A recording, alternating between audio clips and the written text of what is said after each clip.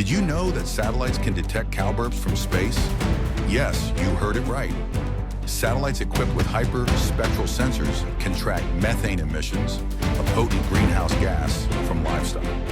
This quirky fact highlights how advanced technology is used to monitor pollution in Earth's atmosphere. By analyzing the spectral signature of methane, scientists can pinpoint areas with high emissions, even from individual farms. This surprising capability helps in understanding and mitigating climate change. So next time you see a cow, remember its burps are being watched from space. Hit the like button, subscribe, and leave a comment to support us.